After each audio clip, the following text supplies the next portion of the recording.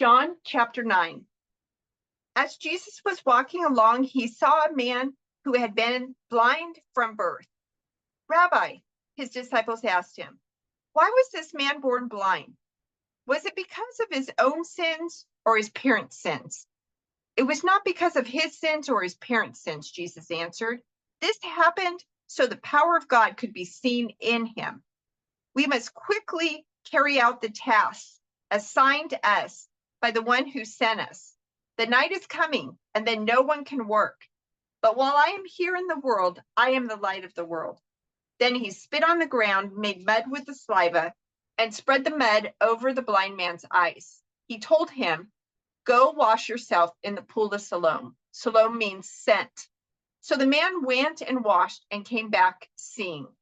His neighbors and others who knew him as a blind beggar asked each other, isn't this the man who used to sit and beg? Some said he was, and others said, no, he just looks like him.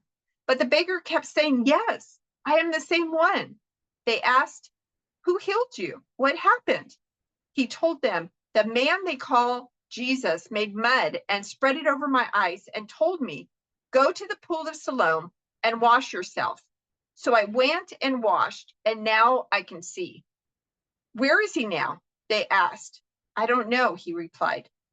Then they took the man who had been blind to the Pharisees because it was on the Sabbath that Jesus had made the mud and healed him.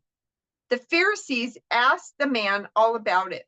So he told them, he put the mud over my eyes, and when I washed it away, I could see. Some of the Pharisees said, this man Jesus is not from God, for he is working on the Sabbath. Others said, but how could an ordinary sinner do such miraculous signs? So there was a deep division of opinion among them. Then the Pharisees again questioned the man who had been blind and demanded, what is your opinion about this man who healed you? The man replied, I think he must be a prophet. The Jewish leaders still refused to believe the man had been blind and could now see, so they called in his parents. They asked them, is this your son? Was he born blind? If so, how can he now see? His parents replied, we know this is our son and that he was born blind, but we don't know how he can see or who healed him. Ask him. He is old enough to speak for himself. His parents said this because they were afraid of the Jewish leaders who had announced that anyone saying Jesus was the Messiah would be expelled from the synagogue. That's why they said he's old enough. Ask him.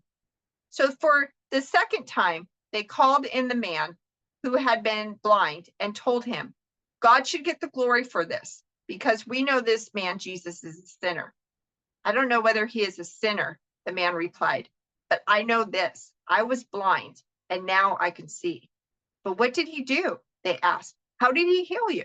Look, the man exclaimed, I told you once. Didn't you listen? Why do you want to hear it again? Do you want to become his disciples too? Then they cursed him and said, you are his disciple, but we are disciples of Moses. We know God spoke to Moses, but we don't even know where this man comes from. Why, that's very strange, the man replied. He healed my eyes, and yet you don't know where he comes from?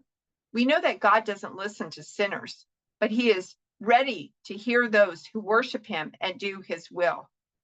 Ever since the world began, no one has ever been able to open the eyes of someone born blind. If this man were not from God, he couldn't have done it. You were born a total sinner, they answered. Are you trying to teach us? And they threw him out of the synagogue. When Jesus heard what had happened, he found the man and asked, do you believe in the Son of Man? The man answered, who is he, sir? I want to believe in him. You have seen him, Jesus said, and he is speaking to you. Yes, Lord, I believe, the man said, and he worshiped Jesus. Then Jesus told him, I entered this world to render judgment, to give sight to the blind, and to show those who think they see that they are blind. Some Pharisees who were standing nearby heard him and asked, are you saying we're blind? If you were blind, you wouldn't be guilty, Jesus replied. But you remain guilty because you claim you can see.